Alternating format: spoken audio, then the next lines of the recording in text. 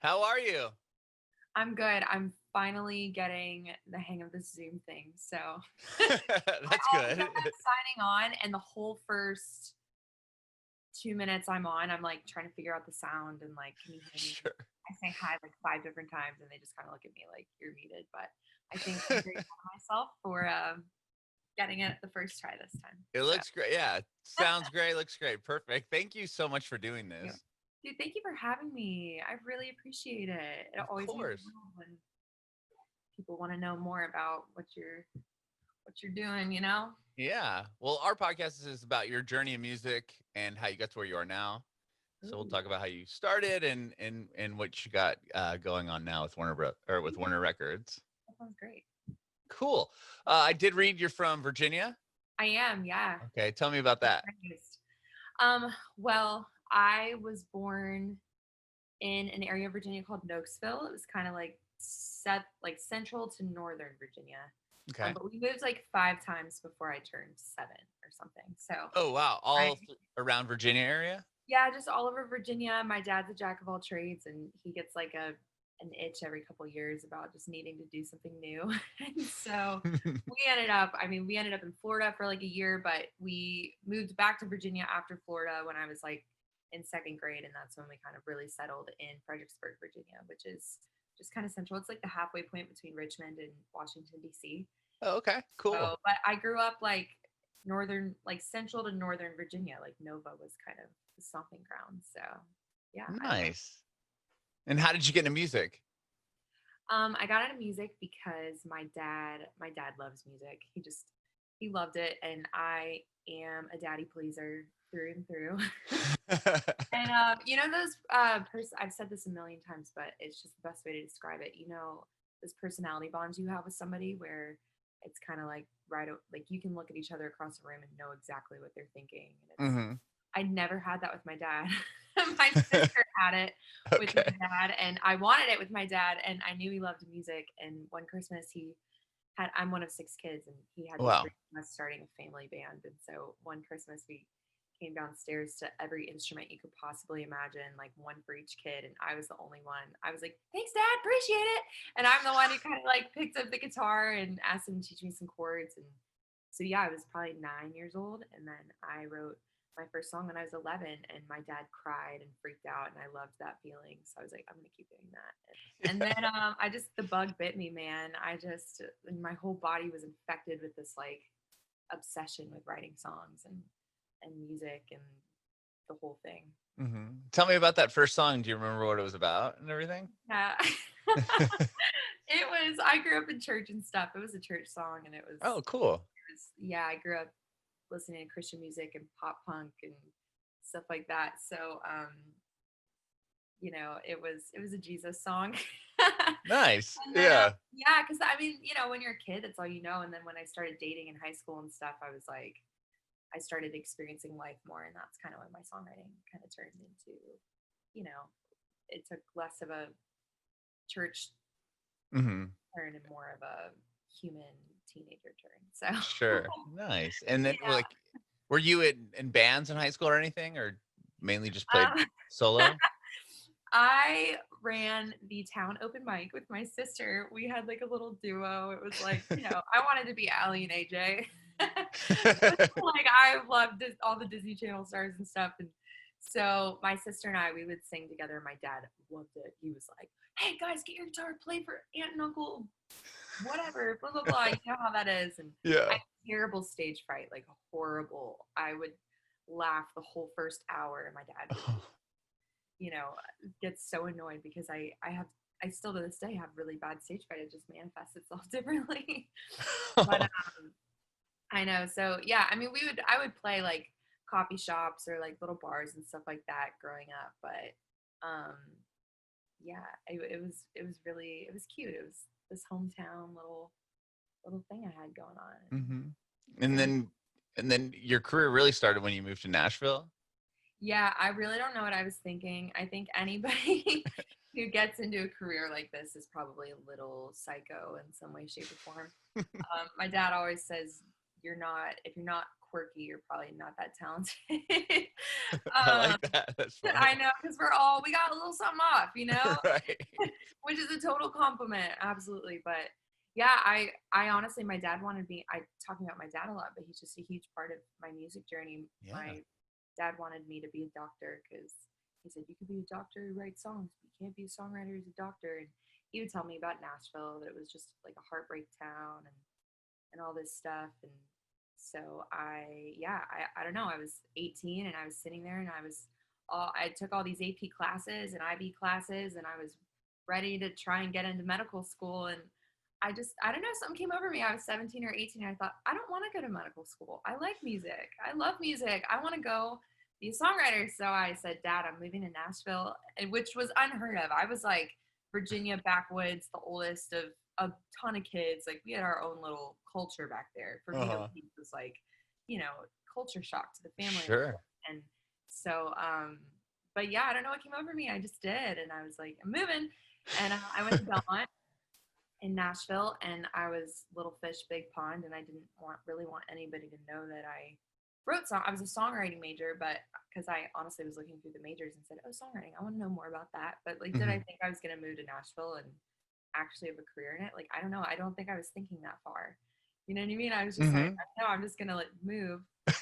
And so yeah, I moved in 2011, and I still would write songs and send them to my dad. And I was in my dorm about 2 weeks into college, maybe a month. And I was just writing a song in my room by myself to like send to my dad. Cause again, very prideful, didn't really want anybody to be all up in I didn't want to like rub it in anybody's face that I was doing that, just in case I wasn't good enough.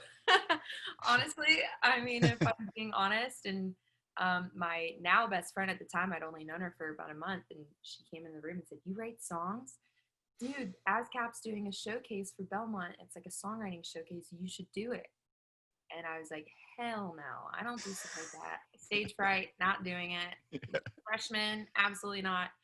And she's like, all right, suit yourself. And 3 days later, I got an email congratulating me on my acceptance into this showcase. And my friend, wow. I know. And she's not even in music. So now anytime anything like good happens, she's like, you're welcome. Like, she submitted it for you on your behalf. Wow. Yep. And the guy I ended up signing my publishing deal with was there that night, and that's how I met him. Wow. So at the showcase, did you just go up and perform a song? Like, how did that work? Yeah, so it was like, you had to submit like 2 or 3 songs. I think you played 3, and I did not win the showcase that night. It was like me, and then I was 18, and then there were 2 other girls. I think they were like in their 20s, and I just, I was out kicking my coverage for sure. But he wrote my name down on an envelope and stuck it in his back pocket and said, hey, you're not ready for a publishing deal, but you have a lot of heart, and I think you could be a commercial hit songwriter, and call me in a year. Like, just work really hard for a year, and I'd love for you to come to my office in a year and play me what you've been working on. And so I think that was kind of a moment where I went, oh, somebody here thinks I could like really do this. Sweet. And I think I kind of started taking it really seriously then. Before that, I was just, I'm going to move to Nashville. Right. And then, that guy kind of validated what you're doing, right? Yeah, I mean, it's always nice when like somebody in the industry, I think somebody knew it, or people have been in it for a long time. Validation is so huge for us. Like, sure. It's the worst, honestly. I hate that it is, but it just is when somebody, but it's also what keeps it going. It's what keeps you hungry. It's what, you're always striving to write music that connects with people. So the fact that somebody in the industry could see potential in me where I was at, it just kind of made me think, oh, I wonder what would happen if I really took this seriously. Like it kind of gave me a green light to go for it. So yeah. So that's how I met him. Did you return in a year and call him up? I did. It actually ended up going crazy. My sister, so I worked really hard for a year. I just wrote with kids at my school and all that. In that time, my sister ended up moving to Nashville too, to go to Belmont. And she called me one day and said, hey, I'm supposed to write a paper for my music business class.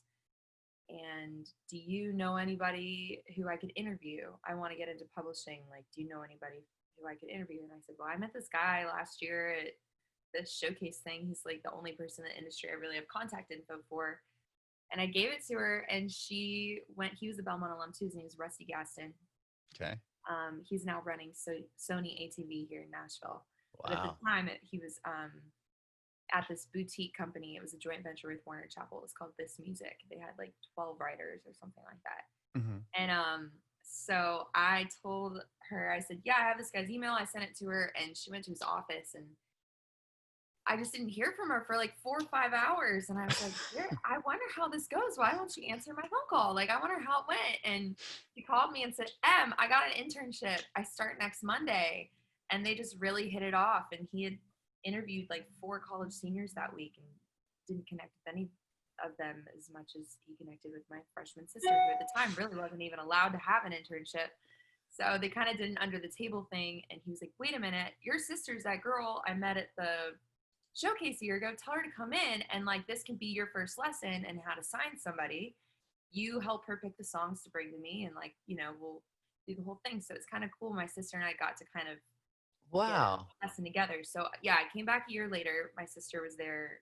This guy Rusty was there, and I played him songs, and they still weren't great, but they were better than the ones I wrote a year ago. And he gave me a songwriting internship. So instead of signing me to a deal and giving me an advance, he managed my calendar. He paid for my demos. He did all the stuff that a publisher would do, but they gave me school credit instead of a draw. So I got to do that. And then there were no expectations. I mean, the biggest expectation was, hey, at the end of the summer, you'll have 5 demos that you can go play in meetings for people. Right.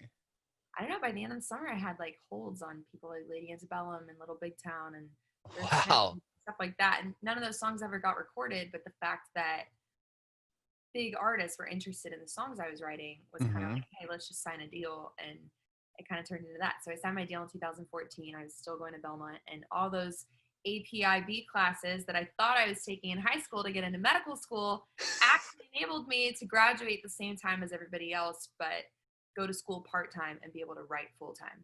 Wow. So, yeah, it ended up, it's just so funny how some things in life you think they're for one reason, but they're actually for another reason. And it was really crazy. It felt very divinely lined up. Like it was something I was supposed to do and like meant to do, which is cool. Yeah. So you're taking these songs that you're writing, like, tell me what you said, Little Big Town, for example. You just had songs that you're writing throughout the year, and that happened to be one they got or interested in? Yeah. So like they treated me like a staff writer. So I would write songs with other writers in town that Rusty and my sister set me up with. And I would go in and write and turn in the demo. And if they thought Little Big Town would like it or Lady Antebellum would like it, they'd pitch it to them. And if they liked it or their team liked it, they'd put it on hold. So basically saying, hey, we would like to consider this for recording. We may let it go. We may cut it. I don't know.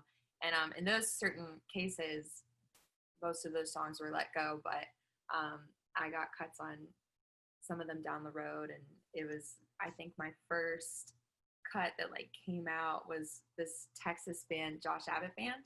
Okay, yeah. Yeah, and Carly Pierce did a duet with them called I Wasn't That Drunk that I wrote during my songwriting internship. Wow. And I know. And so that was like my first like release, and it actually happened to be a song that ended up being on my Schedule A when I signed my publishing deal because I had written it during my internship. So it it's just crazy. I kind of got a crash course in just writing for other people. Yeah. And then that eventually turned into obviously writing your own record that you put out on Warner. Tell me about that. And what was the transition there? Dude, I never wanted to be an artist. Like growing up, I think I would stand in front of a mirror with a hairbrush and 100% pretend I was Miley Cyrus or something. Right. Whatever people my age listened to when we were in middle school and stuff.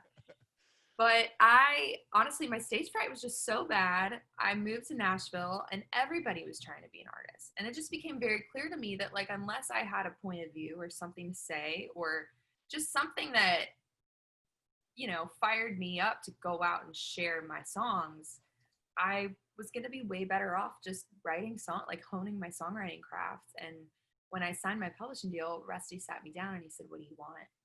And I said, I mean, I'd like to be a songwriter, and maybe someday I could do the artist thing. He goes, no. said, I don't know how to brand you when I can't put you in rooms with artists like Keith Urban or Thomas Rhett if you're trying to be an artist too. Hmm. He's like, because there's no clear direction as to what that day's about. Are we writing for Keith Urban or are we writing for you? Like there shouldn't be any competition. He said, you're supposed to be an artist. I think that will reveal itself. He said, but I would really strongly suggest that we brand you as a songwriter. And that way, when you go into a room, every artist you're in a room with knows that you're there for them, not for potentially you. Oh, I And see. it really connected with me because, and he gave me the choice. He didn't tell me what to do by any means. He's the most, if I wanted to jump off a cliff, Rusty would provide me with the wings. You know what I mean? Like, I fly when I do it. Like Right. it wasn't like he told me what to do, but it just made a lot of sense to me. I was like, I don't feel a lot of purpose standing in a stage singing songs trying to compete with the noise of every other person I've met in this town trying to do the same thing. Like, Hmm. I would just rather help those people write the best songs that they can so that when they want to go on stage and sing them, you know, I can help them find their point of view. And I just felt a lot of purpose in that. And so we actually put it in legal writing in my deal that I was never going to be an artist. We took all Oh, the artist wow. language out of it. I was legally in a file cabinet, legally never going to sign a record deal and be an artist. Like, Oh my you had to read gosh. my publishing. I know. I was and it was great because I did get in rooms with artists that maybe I had no business being in a room with them yet during that time. You know, I kind of Hmm. got a crash course in seeing other artists. And once I started writing with other artists, I really saw like, I don't want to do this. You know, I got to Hmm. kind of see all the sides of it. I got to see what road life was like. I got to see what, you know, how labels and artists interact and managers and artists, how they interact. And I just kind of got to see all the not so shiny parts of Hmm. being a superstar, you know? And that was a really sobering, beautiful thing that I'm very grateful for is when I did finally go into the artist world, I was disillusioned, I guess, in a lot of ways as to what to expect and how this was going to go and all that. But when things happen in threes for me, I'm just like, it's kind of me, a signal for me to pay attention to it. I feel like God Hmm. or the universe or whatever is, you know, trying to tell me something. And Sure. so this one week in 2015 or 16, I'd been signed to my publishing deal for a couple years. I'd been writing crash course with like great writers, big artists. Like I was, you know, starting to build some momentum and a reputation Hmm. in Nashville. And somebody in A&R at a country label in town came to me and said, we've been hearing your voice on a lot of demos and we'd love to talk to you about signing a record deal and putting out a country project. And I was like, haha, so flattered. No, thank you. But so flattered. Yeah. Well, a few days later, the same thing happened with a Christian label. And I was like, definitely not being a Christian artist. No, thank you, flattered, blah, blah, blah. But I was like, that's weird. I had two opportunities in 1 week. It was super weird. Well, about 45 minutes after I put a kibosh on the Christian thing, I get a phone Hmm. call from LA. It was like an LA phone number I didn't recognize. And I answered the phone, and it was this guy, Mike Elizondo. And he said, hi, is this Emily? I said, yeah. He said, I'm Mike. I'm not a creeper, I swear. He said, I'm an A&R at Warner out in LA, and your voice has been on some demos that came through my office, and I just got this gut feeling in my stomach that I needed to make a record with whoever this girl was. And I don't know your situation. Are you a writer? Are you an artist? And it was just like number three. Okay. Yeah. And I was like, oh no, please tell me this is not happening. And so I said, hey man, I really appreciate it. I'm just a songwriter. I'm not an artist, but it really means a lot. And he goes, well, just think about it. We'll be in touch. I was like, I'll think about it. Thank you. I hang up and I Hmm. think, not happening. Like I told him I'd think about it. I'm not going to think about it. Like I was,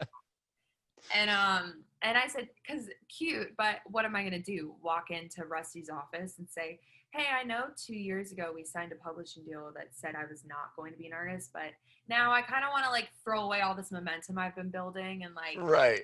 open back up the legal, like, no, I'm not going to do that. I'm like 21 or 22 or something and like trying to like pave my way here. And so I go into the office and he called me in and he goes, I got a phone call from John Platt at Warner Chapel out in LA because John, he's at Sony now, but he was at Warner at the time. And he got a call from Mike Elizondo at Warner Records, and he wants to use his A&R budget and fly you out there to like, write with you and see if he could like do a project with you. And I was like, I know. He called me. Don't worry. I told him no. I'm sticking to the plan. He said, well, I don't know why, but like, we just have this gut feeling in our stomach that you need to go. And we're booking you a flight and you're going. And I was like, what? And so it kind of like, that started a 3-year journey of writing and just figuring out, okay, if I do dive into this, what do I have to say? What's my point of view? Because at the end of the day, I've built this craft for songwriting and this love for songwriting, and any artist project I do would come out of a heart of like wanting to share something through my writing. Mm-hmm. And so it's a long story, but it opened a whole 3-4 year can of worms of like, okay, let me not think about Tim McGraw for a minute. Do I like this melody? Mm-hmm. Like, I don't have to think like, would Lauren Elena sing this lyric, or right. so, like, would I sing this lyric? Do I like the lyric? And I never set out to make a pop project. It was just kind of like, because that week, I got offered a opportunity from 3 different genres. Mm-hmm. And so really it was a sign to me that like, let me just start writing and stop thinking about other artists while I do it and see what comes out and just follow that path instead of like, okay, I'm going to make a country project or I'm going to make a pop project. And what I found was just like, as I started writing, some of the things I was writing about were just country radio would never play it and Christian radio would never play it. And so I said, okay, well, I guess the pop arena is kind of the, most open area that I can really show all sides of my perspective and be able to do it confidently and boldly and potentially have commercial success with it, So that's kind of, yeah. That. Wow. Do you remember the first song you wrote that you were like, or was there a song that you wrote that you knew that you didn't want to pitch to other people and that was kind of your song? It was, honestly, I wrote with Mike for about a year. I'd go every 6, 7, 8 weeks to LA and just stay for a week or two and write with him. After a year, I was like, any pop person could sing these songs. Any other singer could sing these songs. And it just was, I don't know, it never felt right. And I had this slutty night one night, and I was in a dark place in life, and my sisters were pissed at me. I was a horrible friend. I was a horrible daughter. There were several boys hitting me up on the phone, just pissed at me because I was just being a dumbass. I was just ruthless. And I felt really bad about it one night. I called my friend, and we wrote this song called Things I'm Over. It was on my last project. And I wrote that song, and I didn't turn it in because honestly, in my brain, I'd kind of given up writing for myself. I'd been doing it for a year, and I hadn't written one that felt like me. And so I was like, well, this was a nice try. Like, maybe we just ditch it for now. And I don't know. I never even turned it in because I thought Lady Antebellum will never cut this. Keith Urban will never cut this. And my sister found it in my email and said, what's this song? And I was like, nobody will ever cut it. So but I wrote it about, the stuff you got mad at me for last week. It's like, and nobody will ever cut it because it's an Emily song. And this light bulb kind of went off in my head like, oh, it totally is. And so that was kind of the first song that, I remembered what it felt like to go to that place in my heart. And I kept returning to that place every time I went into a room to try and write for myself. And the songs that came out of me in that place were kind of the ones that ended up being Emily songs. And that's evolved. I'm about to put out a new project that I'm really, really excited about. I took the year off from putting out my own music. The first go around honestly didn't really go the way that I thought it was going to, and then Corona hit, and I had some changes in my team and all that stuff. And but this new music is just a very evolved me, and I'm really, really excited about that. So that's awesome. So you released Crisis Identity, or Identity Crisis. Sorry, you released Identity Crisis, and that was last year. You said you didn't really get to do much with it.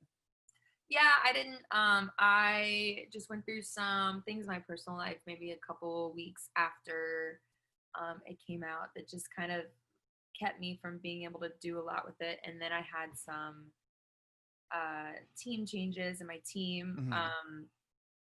And so, yeah, it just was like about a year before I could kind of dive back into my own music. And I have a new team now that I'm absolutely obsessed with, that I love, that I can, just really confidently and boldly step into these new songs I have and Yeah. this new perspective I have. It's a very evolved perspective from Identity Crisis, which I think just truly represents the evolution I've experienced as a girl in my 20s Sure. the last year, which is really Mhm. cool. So So in I'm the new song you just released was Dumber.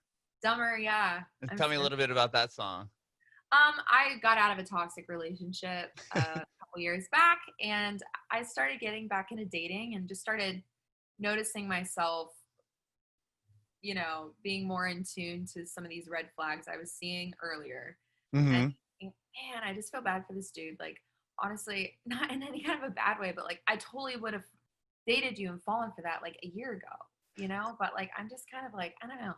I've outgrown that, and I kind of, I got my balls back after I got out of this relationship, and I'm not really willing to give them up again in that way. And I just like, I know what this is, and I hate that I know what it is, because honestly, this would be really fun, but I just know what this is, and I can't like knowingly sign up for it again. And so I was telling my co-writer Kevin Kadish about that, and we just wrote Dumber. And honestly, Dumber, it's not like I said I have this title Dumber and I want to write it. It's kind of more like, we just started writing about that feeling and the things I'd learned.